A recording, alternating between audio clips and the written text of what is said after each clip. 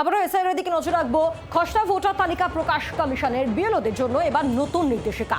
15ই জানুয়ারি অবধি বুথেই থাকতে হবে, শনিবার ও রবিবার থাকতে হবে বিএলওদের। কোনো অভিযোগ থাকলে নিতে হবে বুথেই, যাদের নাম নেই তারা বুথে গেলেই হবে। অর্কদীপ্ত রয়েছেন আমাদের সঙ্গে, টেলিফোনের প্রতিনিধি। অর্কদীপ্ত, আবারও নতুন নির্দেশিকা এসেছে, কি বলা হয়েছে সেই নির্দেশিকায় কমিশনের তরফে? দেখো, বিএলওদেরকে এরকম একটা নির্দেশিকা ডি অফিস থেকে দেওয়া হয়েছে, যেখানে বলা হয়েছে যে ইসিআই এর নর্মস অনুযায়ী আজকে থেকে 16ই ডিসেম্বর থেকে 15ই জানুয়ারি পর্যন্ত তাদেরকে নিজ নিজ বুথে থাকতে হবে।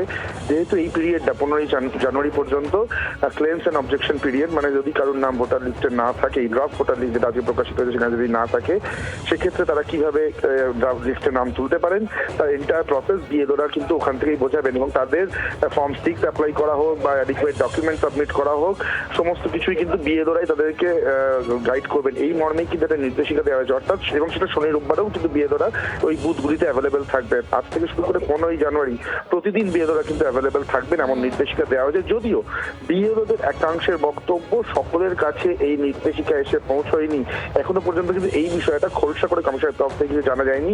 অবশ্যই একটি সার্কুলার বা একটি নোটিশ কিন্তু দেখা যাচ্ছে কলকাতা নর্থের বেশ কিছু বিএলওর কাছে এরকম নির্দেশিকা গিয়েছে, কিন্তু রাজ্য জুড়েই কি এই বিএলওদের কাছে নির্দেশিকা গিয়েছে সেটা নিয়ে কিন্তু সামান্য হলেও একটা প্রশ্নচিহ্ন থেকে যাচ্ছে।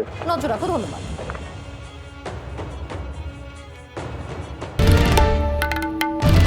বাংলার আওয়াজ, বাঙালির আবেগ, জি 24 ঘন্টা।